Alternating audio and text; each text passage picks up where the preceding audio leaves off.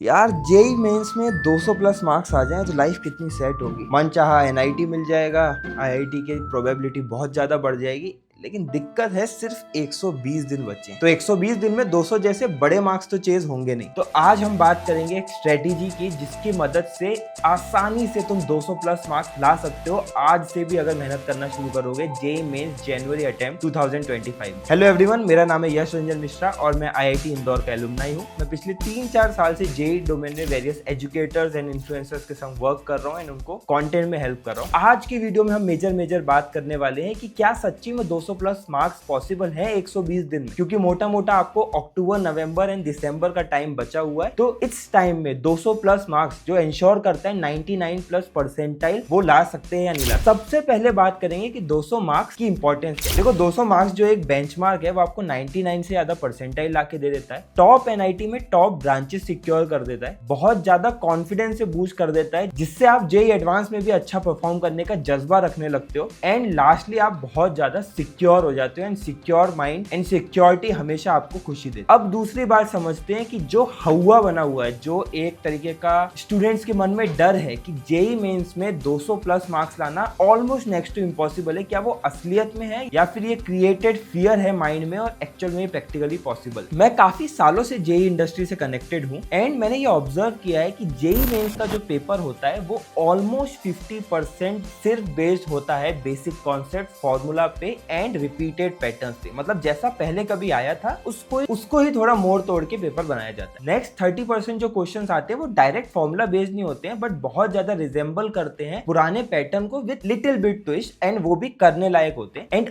Only 20% paper होता है जो बहुत डिफिकल्ट हो या जिसको बोल सकते हैं लेंडी या टफ। डिफिकल्ट वर्ड आज के टाइम पे जेई मेंस में बोलना अच्छी बात नहीं है, क्योंकि जो कुछ भी आ रहा है वो टफ नहीं आता है, लेंदी आता है। स्पेसिफिकली मैथ्स की बात करें अब अगर तुम 50% प्लस 30% को भी जोड़ोगे तो ये 80% होता है। दैट मींस 240 मार्क्स तो तुम्हारे सिर्फ इजी एंड मॉडरेट डिफिकल्टी के पेपर से आ जाएंगे। And this is the reason कि बहुत ज्यादा स्कोर्स एक्चुअली बच्चे लेके आ पा रहे, बट उन्हीं बच्चों के ये स्कोर आते हैं जिनको ये ब्रेकडाउन पता है एंड जिनको ये स्ट्रेटेजी पता है। सो इस माइंडसेट से तुम्हें ये कन्विक्शन तो आ गया होगा कि 200 मार्क्स कोई बहुत बड़ी बात नहीं है। अब मैं सिर्फ 3 स्ट्रेटेजीज तुम्हें बताने वाला हूँ जिस गेम प्लान को तुम यूज करके ये 200 मार्क्स का बैरियर कवर कर सकते हो एंड सिक्योर कर सकते हो एनआईटी में सीट एंड एक कॉन्फिडेंस फॉर जेई एडवांस। सबसे पहला पॉइंट है नेक्स्ट 3 मंथ्स की क्या तुम्हारी एग्जीक्यूशन स्ट्रेटेजी होगी। इसको मैंने M1, M2, M3 में डिवाइड कर दिया। M1 मतलब अक्टूबर के लिए क्या करना है, M2 मतलब नवंबर के लिए क्या करना है, M3 दिसंबर के लिए क्या करना है। M1 में मैं मान के चल रहा हूं कि तुम्हारा सिलेबस अभी कंप्लीट नहीं हुआ है, तो M1 को कंसीडर करो सिलेबस को कंप्लीट करने का फेज। यहाँ तुम्हें 12 घंटे की पढ़ाई में 9 घंटे that means 3 hours each subject देने हैं अपने सिलेबस कंप्लीशन में एंड रिमेनिंग 3 आवर्स देने हैं तुम्हें बैकलॉग्स एंड प्रैक्टिस। इससे इंश्योर होगा कि तुम्हारा सिलेबस बहुत जल्दी कवर भी हो रहा है एंड अगर कुछ पुराना बैकलॉग है तो वो तुम्हारा बैकलॉग भी क्लियर होता जाए। मतलब अक्टूबर तक अगर सिलेबस खत्म नहीं हो रहा है तो नवंबर में थोड़ा स्ट्रेच कर सकते हैं। सेकंड फेज आता है M2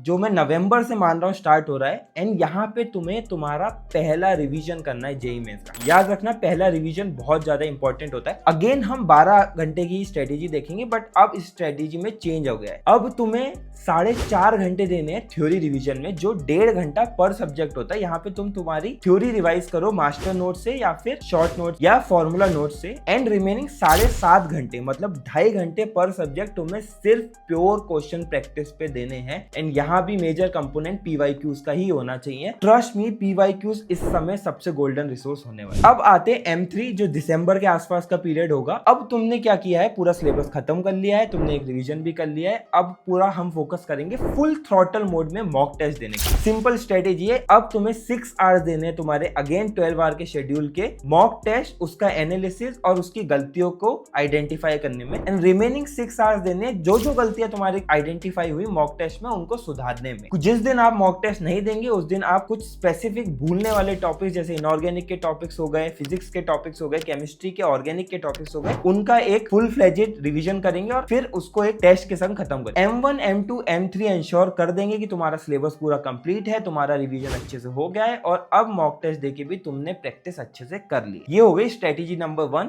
इसको सिर्फ सुनना मत, पेपर पे नोट करके अपने स्टडी टेबल पे लगा लो, 3 महीने यही फॉलो करना है। नेक्स्ट 2 पॉइंट बहुत ज्यादा इंपॉर्टेंट है। अगर तुमने अभी वीडियो एंड कर दी तो तुम्हारा पिछला प्लान कभी तुम एग्जीक्यूट कर ही नहीं पाओगे, बिकॉज मैंने क्या ऑब्जर्व किया है कि ये स्ट्रेटेजी लगभग बहुत सारे बच्चों को पता है। ऑन एन एवरेज लाखों बच्चों को ये स्ट्रेटेजी पता है, बट हर कोई इसको नहीं कर पाता है। उसके 2 रीजन होते हैं। सबसे पहले रीजन पे बात करेंगे, मोटिवेशन मैच नहीं होता है। तुम्हें पता है कि रिगोरसली अगर तुम 12 घंटे पढ़ाई करोगे, ये strategies of M1, M2, M3 को अपनाओगे तो आ जाएंगे 200+ मार्क्स, पर तुम वो मेहनत लेना नहीं चाहते हो। इसलिए कुछ टिप्स दे रहा हूं मोटिवेशन मैचअप के लिए। बड़े गोल्स को पहले तो स्मॉल गोल्स में तोड़ दो। जैसे मैंने तुम्हारे पूरे रिवीजन को 3 गोल्स में डिवाइड कर दिया, सिलेबस खत्म करना, रिवीजन 1, मॉक टेस्ट। तुम इसको और छोटे छोटे गोल्स में तोड़ दो। फॉर एग्जाम्पल नेक्स्ट 1 वीक में मैं ये सेगमेंट खत्म करूंगा, मे बी इलेक्ट्रोडायनेमिक्स पूरी खत्म कर लूंगा, मे बी कैलकुलस पूरी खत्म कर लूंगा। स्मॉल गोल्स को जब अचीव करते जाओगे मोटिवेशन बना रहेगा। थोड़ा अपने आसपास IIT और NIT की ब्रांडिंग कर दो। ये मैं मेरे डिमोटिवेशन के फेस में करता था। मैं क्या करता था कि मैंने मेरी स्टडी टेबल के आसपास जो मुझे बहुत पसंदीदा IIT लगते थे या फिर कुछ अच्छे IITians के फोटोज वगैरह लगा रखे थे। मैंने मेरे लैपटॉप के वॉलपेपर पे एक IIT की बिल्डिंग लगा रखी थी, एंड वो मुझे थोड़ा पुश और मोटिवेशन देता है।